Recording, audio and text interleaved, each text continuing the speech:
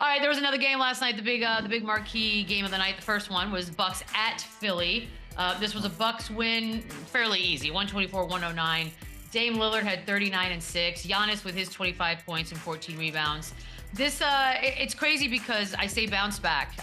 This is a Milwaukee Bucks team that has barely been really spoken about as we've gotten ready for the season to start. The previews have been very East dominated, but Milwaukee hasn't been mentioned much. Maybe that's a great thing. What do we expect from Dame Lillard this season, Chandler?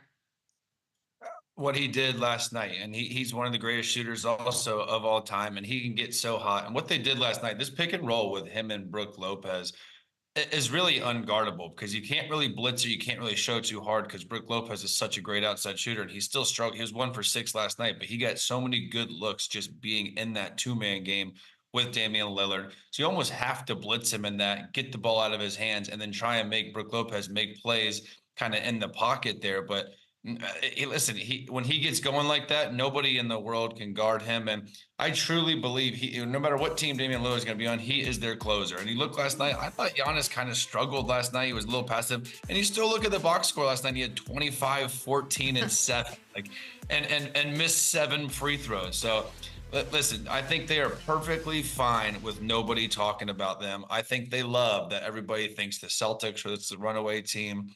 When you look at the pieces they added to on the wing, I love Gary Trent.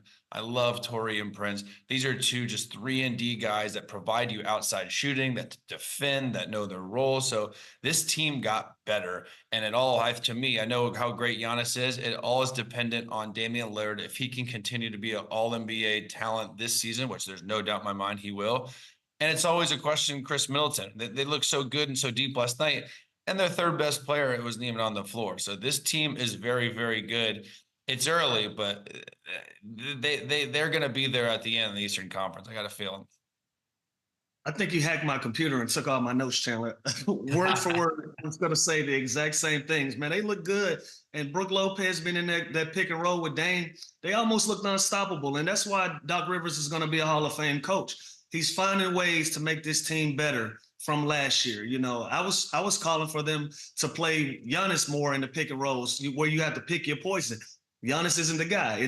They found out that it was Brook Lopez.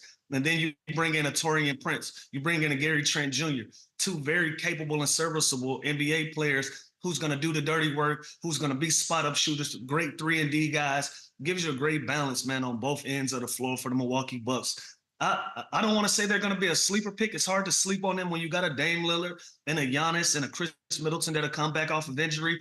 But in a world full of Boston Celtics and New York Knicks lovers, this Milwaukee team is going to be disruptive on that side of the ball. And when you have a guy like Bobby Portis coming off the bench, when you get better when a sub comes in the game, you have something really, really good, great on that roster. And Bobby Portis is so important. He's a bucket. He's versatile. And I know everyone's talking about Wemby being this defensive player of the year. Brook Lopez had 6 quiet block shots last night. He's not the most athletic. He's not even really going to meet you at the rim. He just understands angles. He understands how to play the game. This team has it all, and they are going to be there in the final there at the East. Pat Connaughton, we haven't even mentioned his name. He's such a solid player. And the biggest thing, when you have 2 stars like Giannis and Damian Lillard, you have to fill out the roster with guys that are older, mature, that know their role. And that's exactly what they did. DeLon Wright, I can't think of a better backup point guard for Dame to give spot minutes to come in here and facilitate. So they got better. And if they stay healthy, wow, they're going to be tough. It's friend of the show, Bobby Portis. Shout out. So let's talk Embiid for a second, because the day is young here out in the East Coast, and Sports Talk Radio is roasting him today across the board. And I'm sure TV's doing the same because he didn't play in the preseason. We know that. And he is going to miss 3 games here as we get things started, including the one last night. And it's for knee injury management. And the management is the key word here, because Shams, shout out to Shams, had the report last night, basically as this game's getting underway, that the league may open up an investigation now into what exactly is going on here. Lou, this is an interesting issue, especially since we are just starting. Where do you stand?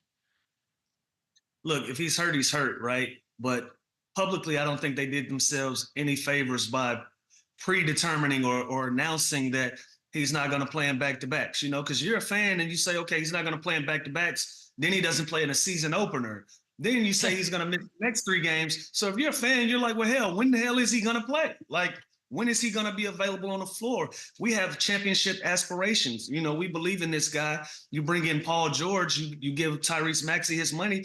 We have high expectations for this group, and Joel Embiid is still unavailable. And then you watch him play in the Olympics. And so, you know, if you're an average fan and you're on the outside looking in, you don't understand the nuances of a day in and day out and how injuries work in the NBA. And so when you put yourself in that position to defend whether he's healthy or not, whether he's a healthy scratch or whether this is preventative, then you start dealing with some bad publicity. And I think that's what you're dealing with. So the NBA investigating this, I think it's fair to say, you know, the fans, we want answers. We want to know, is this a healthy scratch? Is he actually going through this? What's the plan? They want to be inside on the communication. And I think by the NBA opening this investigation just to kind of get some answers, I think that's a fair thing. And I think it's a fair criticism for the fans to be a little anxious to see what's happening as well.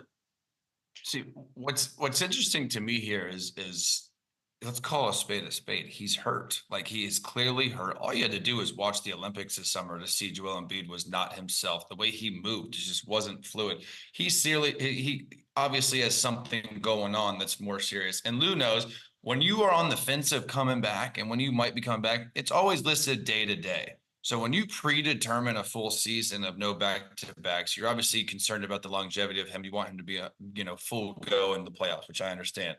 But you don't just throw a 3-game, he's out for at least 3 games here, because that just means he's not going to respond. He's not going to be well in the next couple of days, or else he'll just be listed day to day. So I think that's the NBA's beef, is just, how do you know? How can you predetermine that he's out X amount of games before we get there, type of thing? But to me, it's pretty obvious. He's not healthy. I think whether that's, I'd rather him just do a procedure or do something right now to make sure he's ready for the season than just to kind of let this linger and see if time heals it and just continue to watch your team struggle. Because the Sixers without him, they're not very good. Last night I was watching the Milwaukee Bucks, and it just felt like no matter what kind of run, no matter what kind of swing was happening in the game, they just weren't talented enough to literally compete in this game last night. And they have good pieces. They have a solid core, but when you're missing Paul George and Joel Embiid, I mean, that is 60, 70 points off your stat sheet at the end of that game. So the fact of the matter is Joel Embiid is hurt. He's not healthy. He's not himself. So no one knows again how long he's going to be out, but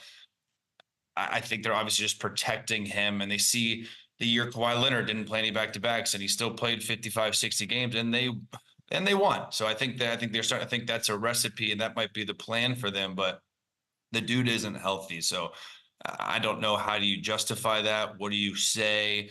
How long do you say he's out? Because it feels like nobody knows. So I think that's the NBA's beef. It's just we want answers. It's the Chandler, keep in mind.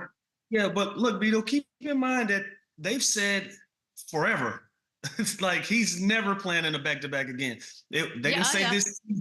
They said he's never playing in a back-to-back again. So again, if you're a fan and you're looking at this, you're like, well, why would I buy season tickets? Why would I come? I will buy my tickets game to game if I'm coming to see Joel Embiid. So if you're the NBA and you have a product to protect, this is fair for them to say, let's look under the hood and see what's going on. I hate the fact that he's going through this, because he's a worldwide talent, and he's going to change the trajectory of any team that he's on, and they're going to have championship aspirations when you have a player like that. But when you predetermine something that's so drastic as saying, hey, look, I'm never playing in back-to-backs again. If you're being criticized for that, and your fan base is a little antsy about it, that is fair. I think they mishandled the PR part of this. And what's weird is like LeBron's probably not going to play back-to-backs, right? But the Lakers didn't say that. Like, you just kind of wait, just let it either happen or not happen. It's weird to predetermine that, I think, as a fan, as the NBA, because then it seems a little fishier than it probably is.